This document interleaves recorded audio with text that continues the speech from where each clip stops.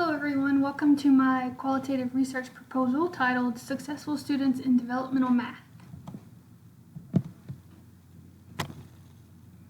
My problem and purpose. The problem is every year there are a large portion of students that are enrolling in developmental math, but the pass rate is not as high as the enrollment is.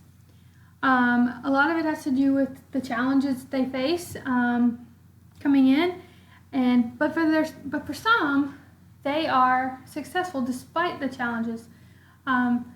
So the purpose of the study is to identify the characteristics of those students that are successful. My research questions, I have one major research question with several sub-questions.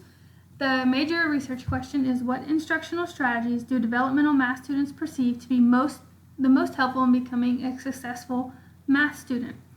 Some of the sub-questions are going to be looking at the characteristics and qualities of those successful students, the extent they report having math or test anxiety, what strategies they use to manage that anxiety, and then what practices that they use consistently to help them obtain above average test scores.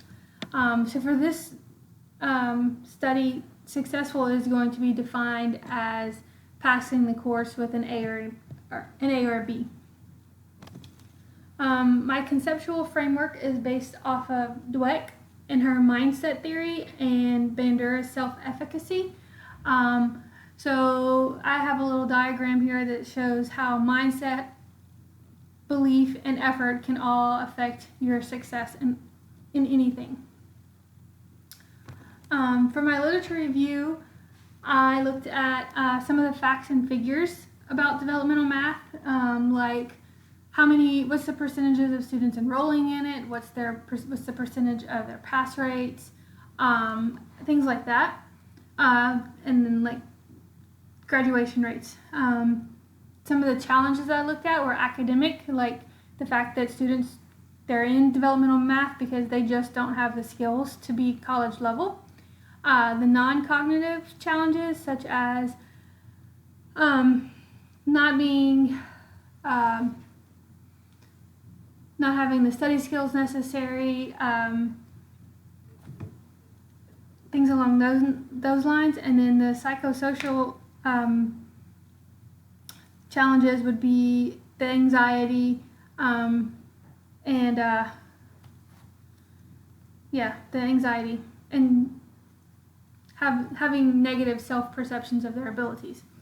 And I also looked at their best practices that are used in developmental math, like teaching study skills, communicating with your students, and there's a variety of ways of the communication, problem solving, cooperative learning, and technology. My method for this study is a phenomenology. So to select the participants, I will use a criterion formula. And so these are the criteria that I would use to select the participants. They would have been developmental math students and passed with an A or a B. They enrolled in their next class, even if it's just the next level for developmental math. They need to be self-described as bad at math, and they will be nominated by a teacher. All the participants are going to come from a local large community college. For the instrumentation, I developed an interview protocol based off of Spradley's design. So there's questions involving that are grand tour questions, which kind of give an overview, just to kind of get the participants kind of in the mood to talk.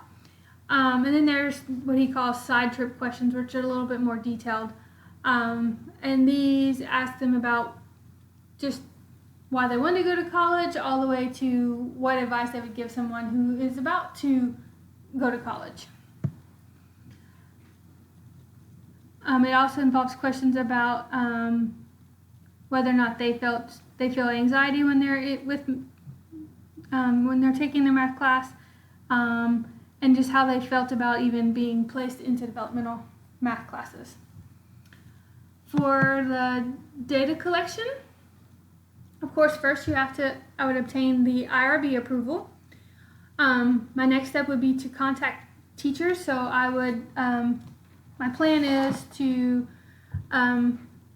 email the developmental math teachers and ask them for suggestions of 2 or 3 students that they feel were exceptional, worked hard workers, and then of course made A or B in their class. Those students would then be contacted. I have it here pre-interviewed.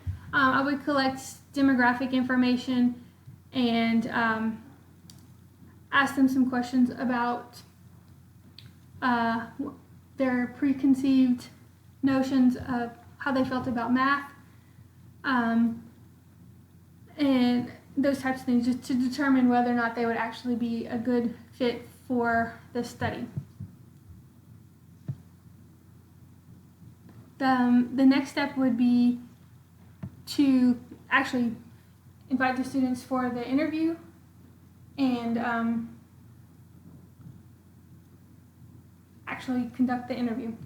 The last thing I have is to set up a discussion board. This would be after the interview, and it would be a place that would allow the participants to comment if they come up with additional thoughts that they thought of after the fact, because you always think of more information after the interview's over, that you go, oh, I wish I would have said this. That would give them a place to be able to provide additional details.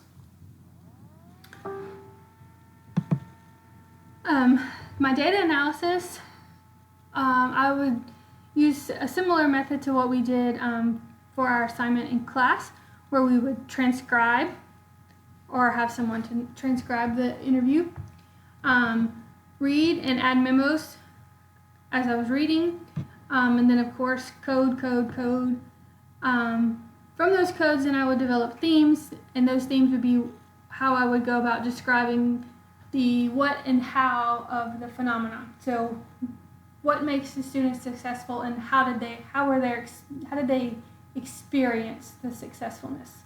What were their experiences? For the validation, I have 3 strategies. One would be member checking, so I would provide the participants with a draft of my analysis, and for them to provide their judgments and suggestions on whether I was accurate in describing them. Another one would be to use thick, rich description to describe the phenomenon. And then the last one is triangulation.